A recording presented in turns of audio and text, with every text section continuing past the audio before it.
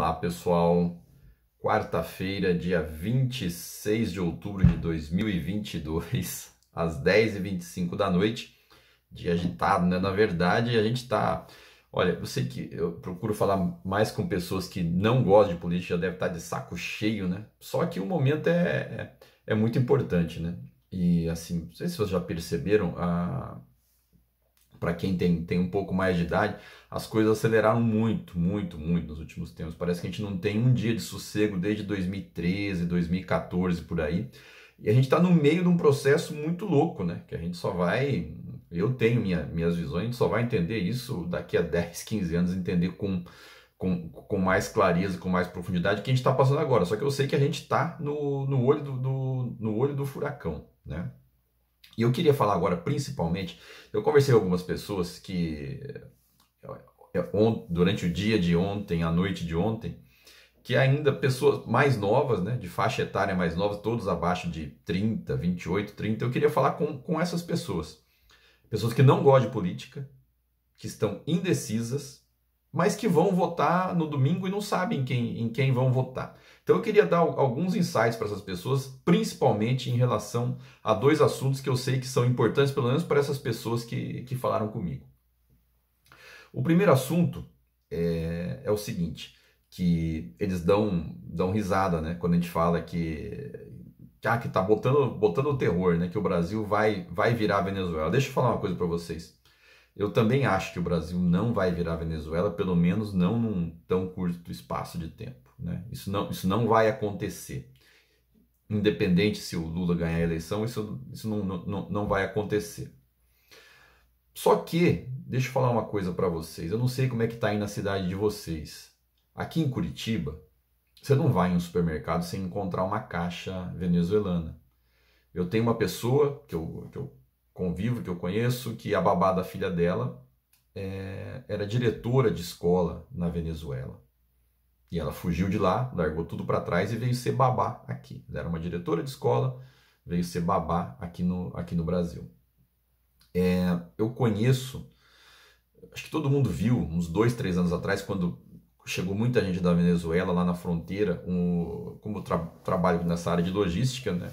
O pessoal do G10, que é um grupo de transportadoras lá de Maringá, minha terra natal, eles foram até Boa Vista para contratar motorista, que estava vindo muita gente da Venezuela, falta motorista no Brasil, tá? Você não acha motorista para contratar, e eles estavam contratando motoristas lá na fronteira, e eu lembro que eles postaram um vídeo, eu não me lembro se foi no YouTube, se foi no Facebook, acho que eu vi no Facebook.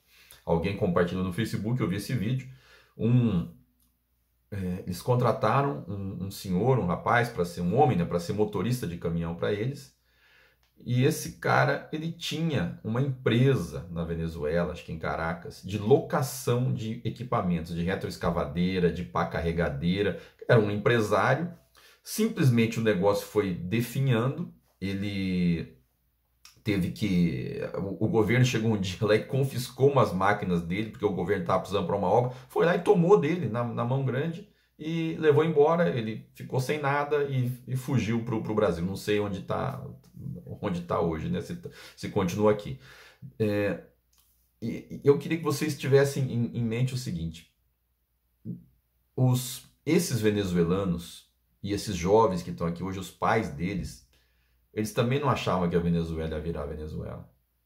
Não sei se estão me entendendo. Eles não achavam que a Venezuela de ontem ia virar a Venezuela de hoje.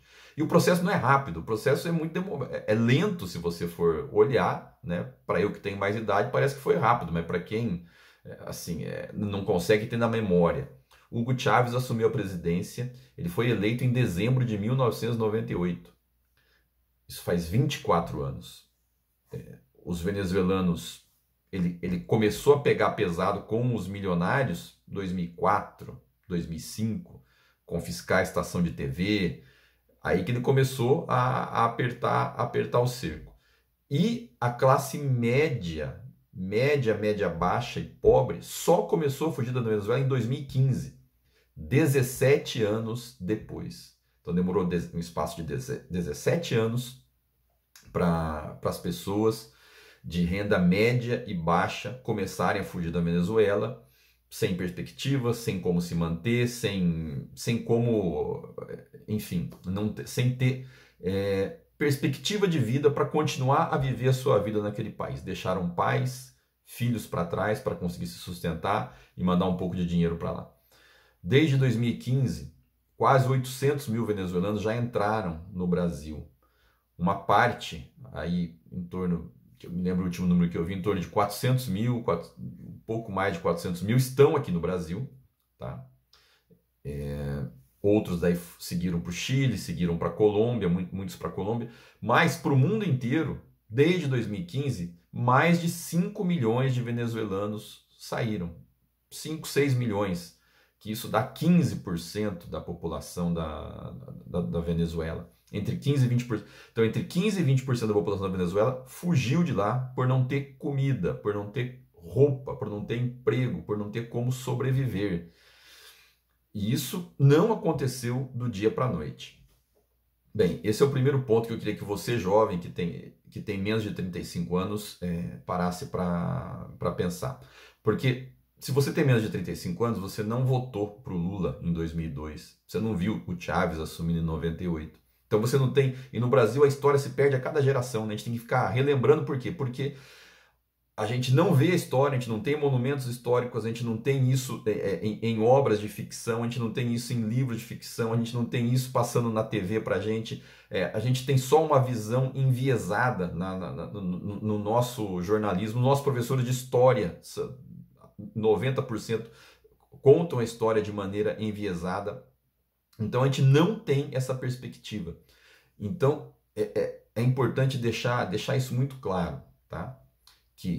Então o primeiro ponto que eu queria colocar, na Venezuela foram 17 anos para os pobres, os mais pobres começarem a fugir. 17 anos. Não foi do dia para a noite, mas uma hora começou, né? E começou em 98 com a eleição do Chávez.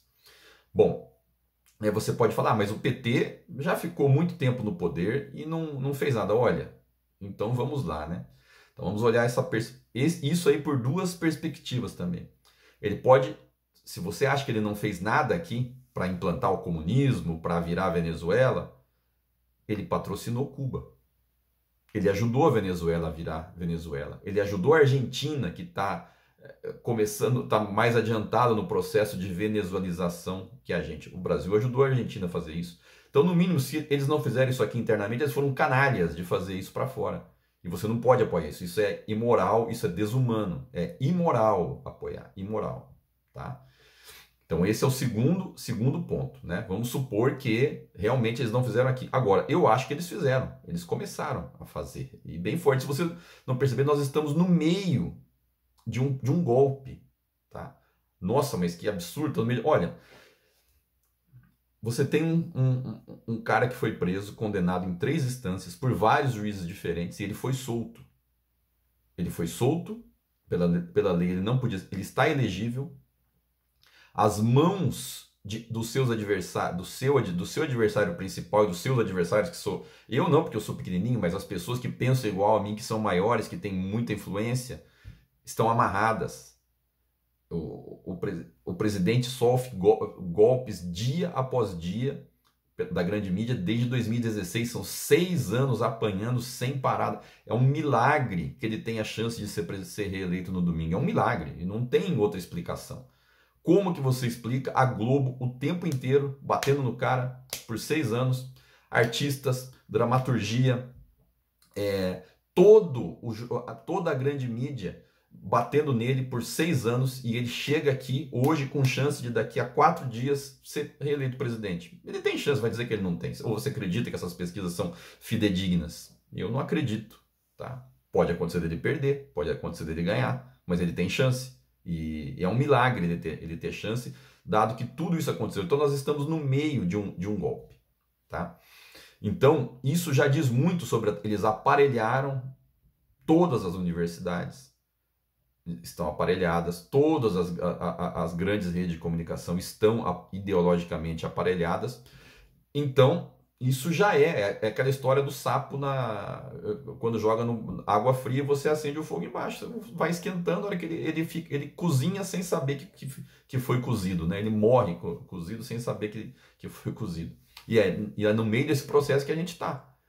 Então, se você não acredita que o Brasil vai virar a Venezuela, como eu acredito que não vai ser tão rápido, analise por essa perspectiva também, tá? E o terceiro ponto que eu queria colocar, que aí pode ser que te desperte também, que pode ser que o Brasil vire Venezuela. Por quê? Se você entra no site do PT, resolução, procura lá, né?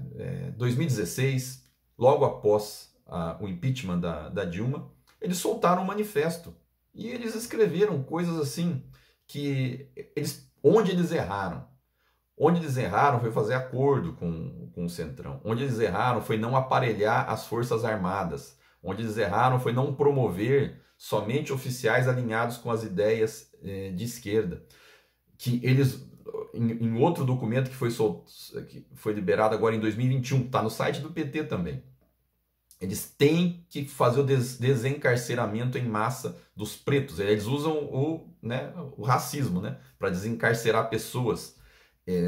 Eles querem descriminalizar, está escrito lá, descriminalizar as drogas e usar minimização de dano. Sabe o que é minimizar dano? É assim, é te ensinar a cheirar cocaína para você não ficar tão ruim, para você demorar, para você não viciar tanto. Então, isso é a minimização de danos. Quer dizer, tem várias coisas. Eu não vou ficar aqui lendo, porque senão vai ser chato, tá? Eu só queria... Procure no site do PT, tem esse documento de 2016 e tem esse de 2021. Que mostra que eles vão vir diferente agora. E até o discurso deles é diferente. E eles estão agindo, estão tirando nossa liberdade hoje. Assim, ó, você vê o sapo na água, não percebe que a água está fervendo. Né? Nós temos um jornalista hoje, que você pode gostar ou não gostar, achar que ele é um idiota, que ele fala, mas ele é um jornalista, ele tinha uma empresa chamada Alan dos Santos, ele tinha o Terça Livre, tinha vários assinantes, tinha uma empresa com vários funcionários, não sei quantos funcionários ele tinha, mas eu imagino que devia ter uns de 5 a 10 funcionários. Ele tinha uma grande audiência no YouTube, ele tinha o canal dele Enfim, a empresa dele acabou e ele está fugindo nos Estados Unidos hoje por falar, por simplesmente falar. Como ele tinha muitos seguidores, ele ficou muito grande, ele tinha a língua muito ferina, né? Ofendeu demais os nossas excrescências do STF. Quem pode falar excrescência sou eu, porque eu sou pequeno, tenho pouca audiência, né? Tipo, eu estou falando para os meus amigos, basicamente. Agora, quem tem muita gente, quem tem 100 mil, 200 mil no Instagram, não pode, porque é censurado. Temos Jovem Pan censurada hoje, a Brasil Paralelo é uma empresa séria censurada hoje. Então, nós já estamos nesse processo. E o último recado, para você que tem menos de 35 anos hoje também. Quando eu tinha 34 anos, eu votei na eleição de 2002. Eu tomei, como dizia, tomei um engolve e votei no José Serra, mas na época eu nem sabia que de tomar engolve, eu achava que o José Serra era bom, né? Enfim, não sabia que era tudo fingimento, a briga entre PT e PSDB. E eu me achava muito inteligente. Eu via Jornal Nacional todo dia, né? Me informava, lia jornal todo dia. Era engenheiro, formado em faculdade pública, tinha 2 ou 3 pós-graduações, era gerente de uma grande empresa. Eu achava que eu era um cara inteligente. E eu lembro que na época não tinha Facebook, não tinha redes sociais, não tinha nem Orkut na época. E eu tinha com os meus amigos uma lista de discussão por e-mail. Davam responder a todos e ia falando sobre política, né? Na época eu já gostava disso, olha só. E eu lembro até hoje, lembro como se fosse hoje. O que eu escrevi foi minha última mensagem naquele grupo no ano de 2002. Eu dei um responder a todos e escrevi assim, olha, eu não votei no PT, nunca, aliás, eu nunca votei, nunca digitei 13, nunca votei no PT, né? Mas assim, eu escrevi isso, eu tinha 34 anos e eu achava que eu era inteligente. Eu escrevi assim, eu não votei no PT porque eu não concordo com as ideias deles, mas pelo menos agora acho que vão roubar um pouco menos, né? Para você ver. Se eu soubesse um pouco, se eu tivesse escutado os mais velhos, se eu soubesse quem é José Dirceu, quem é Dilma Rousseff, quem é José Genuíno, que era toda a cúpula do PT, eu jamais iria ter aceitado isso tão passivamente. Eu ia ter feito campanha por José Serra. Eu não fiz campanha, eu só votei entre as pessoas, todo mundo sabia, né? Mas eu ia ter me engajado, porque é inadmissível. É inadmissível essas pessoas serem tratadas como pessoas normais, com direitos, porque eles são criminosos, criminosos. Então, se você tem menos de 35 anos, esse vídeo é de novo para você. E eu vou gravar um outro depois, falar da contribuição sindical, que eu sei que enche o saco de muita gente. Um abraço e até a próxima.